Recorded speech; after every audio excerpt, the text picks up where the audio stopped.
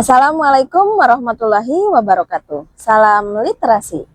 Perkenalkan, nama saya Mia Aprianti dari SMP Negeri 1 Pacet. Pada kesempatan ini kita berjumpa pada video tantangan literasi Leksambedas tahun 2026 pada bulan April, yakni untuk membuat sebuah story atau cerita yang bertema tentang liburanku. Pada kesempatan ini saya akan membacakan sebuah cerita yang berjudul Dari Hutan Seram ke Kolam Hangat. Perjalanan kali ini terasa berbeda sejak aspal mulai menanjak dan pemandangan bangunan berganti menjadi deretan pohon raksasa yang rapat. Aku dalam sedang perjalanan menuju kota Banjar, sebuah titik penting di ujung timur Jawa Barat. Namun sebelum sampai di keramaian kota, aku harus bertamu dulu ke dalam keheningan hutan. Begitu memasuki kawasan hutan lebat yang memisahkan distrik sebelumnya dengan Banjar, suasana mendadak berubah. Suara mesin kendaraan seolah tertelan oleh rimbunnya tajuk pohon yang menutupi langit-langit jalan. Ada rasa hormat sekaligus waspada saat melewati jalur yang sunyi ini. Di sisi kiri dan kanan hanya ada batang-batang pohon besar yang berdiri kaku layaknya penjaga gerbang. Tak ada rumah penduduk, tak ada warung kopi, hanya ada kesunyian yang sesekali dipecah oleh kendaraan lain yang melintas dari arah berlawanan dengan lampu sorot yang tajam. Setelah sekian lama bergelut dengan kesunyian, perlahan-lahan kerapatan pohon mulai menipis. Semburat lampu jalan dan papan menunjuk jalan mulai terlihat. Banjar menyambutku dengan suasana yang jauh lebih hidup, kontras dengan lorong hijau yang baru saja kulewati. Ternyata keindahan kota Banjar memang harus ditebus dengan keberanian melewati sunyinya rimba Jawa Barat yang legendaris itu. Liburan kali ini bukan hanya sekedar perjalanan biasa, melainkan sebuah misi invasi keluarga besar menuju kota Banjar. Kami berangkat dalam rombongan besar, aku, suamiku, dan ketiga anak kami yang tak bisa diam. Ditambah rombongan orang tua serta keluarga kecil, kakak dan adikku. Aspal menuju timur Jawa Barat menjadi saksi bisu keriuhan kami. Suasana di dalam mobil menjadi kontras saat kami memasuki kawasan hutan lebat. Pohon-pohon raksasa berdiri dengan dahan yang saling mengunci, menciptakan suasana sunyi.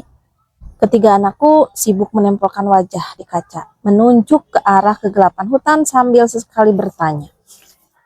Sesekali ponsel berbunyi pesan dari kakak dan adik di mobil belakang yang memastikan tidak ada yang tertinggal di tengah hutan yang sunyi itu. Di kursi tengah, orang tua kami tampak tenang, sesekali bercerita tentang memori masa lalu mereka saat melewati jalur yang sama puluhan tahun yang lalu.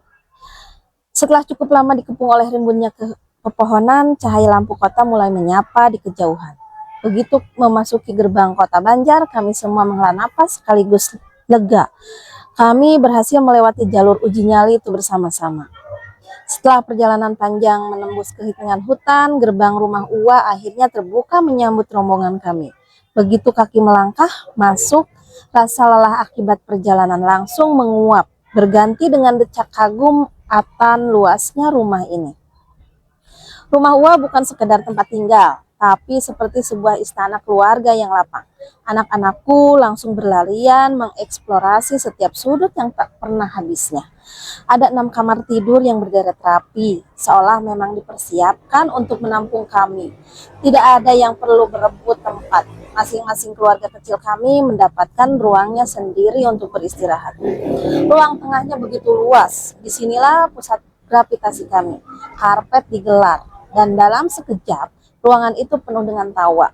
Cerita dari perjalanan tadi dan suara riuh anak-anak yang bermain dengan sepupu-sepupunya. Mungkin ini bagian favorit para ibu. Dapurnya sangat luas, mampu menampung belasan orang sekaligus tanpa harus bersenggolan. Di sana aroma masakan khas Sunda mulai merebak. Suara ulekan sambal dan desis penggorengan menjadi musik latar yang menyenangkan. Dapur luas itu seketika berubah menjadi tempat gembira, penuh gembira. Di satu sudut, kepulan asap putih membumbung tinggi membawa aroma bakaran yang khas. Campuran antara wangi daging ikan yang mulai matang dan olesan bumbu kecap rempah yang meresap sempurna. Harum semerbak itu tak butuh waktu lama untuk menyebar ke seluruh penjuru rumah, menembus deretan 6 kamar tidur dan memanggil siapapun yang sedang beristirahat untuk segera berkumpul.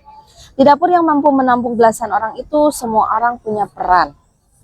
Para ibu dan uas sibuk di depan perapian dengan meja dapur, memastikan ikan nila terbakar merata dengan kulit yang sedikit garing namun dagingnya tetap lembut.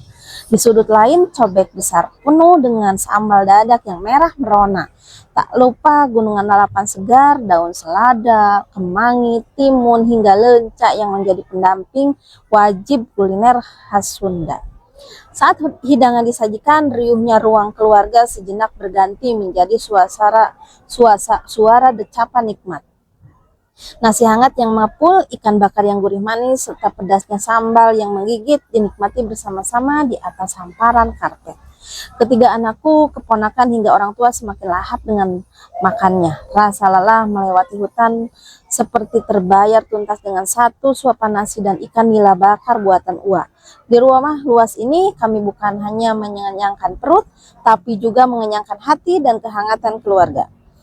Belum selesai rasa nikmat dari nilai bakar, di kerongkongan, Ua memberikan kejutan penutup beberapa butir kelapa muda yang kulitnya masih segar, hijau, baru saja dipetik langsung dari pohon. Begitu diparang dan airnya dituang ke gelas, uap dingin air alami seolah keluar. Air kelapa itu bening, manis, dan sangat segar. Ketika menetralkan rasa pedas sambal yang tadi sempat membakar lidah, daging kelapanya yang tipis dan lembut dikorek menambah kenikmatan suasana siang itu. Liburan di Banjar kali ini bukan cuma tentang perjalanan fisik menembus hutan, tetapi perjalanan pulang menuju kehangatan rumah dan masakan keluarga yang tak pernah gagal bikin rindu. Perjalanan pulang pun menjadi babak baru dalam petualangan ini. Dari ujung timur Jawa Barat, rombongan besar kita perlahan bergerak kembali ke arah barat. Namun sebelum benar-benar kembali ke rutinitas di Bandung, ada satu penantian istimewa yang sudah menunggu di kaki gunung. Meninggalkan rumah Ua yang di Banjar selalu menyisakan rasa berat, tapi antusiasme tetap tinggi karena tujuan berikutnya adalah Garut. Kami meluncur menuju rumah adik kami yang letaknya sangat ikonik, tepat di belakang Gunung Guntur. Begitu memasuki wilayah Garut, siluet Gunung Guntur yang megah mulai mendominasi pandangan. Gunung yang terkenal dengan karakteristiknya yang gundul dan berbatu itu seolah menjadi penjaga raksasa bagi rumah adik kami. Bayangkan, begitu membuka pintu belakang atau sekedar menengok ke jendela, dinding gunung yang perkasa langsung menyapa mata. Jika di Banjar udaranya sejuk, di kaki Gunung Guntur suhunya jauh lebih dingin. Udara pegunungan yang bersih langsung menyergap, membuat kami semua otomatis mendapatkan jaket. Rumah adik kami menjadi tempat transit yang sempurna bagi rombongan besar kita. Di sana kehebohan tercipta kembali. Ketiga anakku dan sepupu-sepupunya mungkin sibuk menunjuk ke arah lereng gunung, terheran-heran melihat betapa dekatnya mereka dengan alam liar. Di tengah suhu Garut yang dingin, secangkir kopi atau teh hangat menjadi kawan setia saat rombongan orang tua, kakak dan adik kembali duduk melingkar. Kita bertukar cerita tentang pengalaman di rumah Ua sambil menikmati suasana tenang. Singgah di Garut seperti memberikan napas kedua. Sebelum kami menempuh sisa perjalanan menuju Bandung, menghirup udara dari Gunung Guntur seolah mencuci paru-paru kami, menyiapkan fisik dan mental untuk kembali ke hiruk-pikuk kota. Sebelum roda kendaraan benar-benar mengarah ke jalan raya menuju Bandung, kami memutuskan untuk memanjakan diri sejenak. Destinasi terakhir kami adalah kolam renang air panas di kaki Gunung Guntur. Begitu melihat air, ketiga anakku langsung bersorak kegirangan. Rasa lelah di perjalanan seolah hilang seketika saat mereka menyentuh air yang hangat. Melihat mereka bermain air, meluncur dan tertawa bersama adalah pemandangan yang sangat menghibur. Bagi anak-anak, ini adalah puncak dari segala perjalanan. Saat dimana mereka bisa bebas bergerak setelah berjam-jam duduk manis di mobil. Berendam air panas dengan latar belakang udara Garut yang dingin dan pemandangan Gunung Guntur yang menjulang adalah kemewahan tersendiri. Kepulan uap air yang bertemu dengan udara dingin menciptakan suasana relaksasi yang maksimal. Rasanya semua beban pikiran dan lelahnya perjalanan tertinggal di dasar kolam. Setelah puas berendam dan berganti pakaian, tubuh terasa ringan dan segar kembali. Hasilnya bisa ditebak. Begitu mobil mulai bergerak keluar dari Garut, satu persatu anak-anak mulai terlelap dengan nyenyak. Kehangatan air panas tadi benar-benar menjadi obat tidur alami bagi mereka. Kami pun melanjutkan sisa perjalanan menuju Bandung dengan perasaan puas.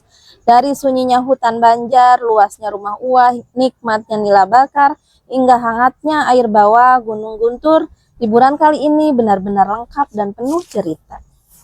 Sekian cerita yang bisa saya sampaikan. Mohon maaf apabila ada kesalahan. Wabillahi taufiq wal hidayah. Wassalamualaikum warahmatullahi wabarakatuh.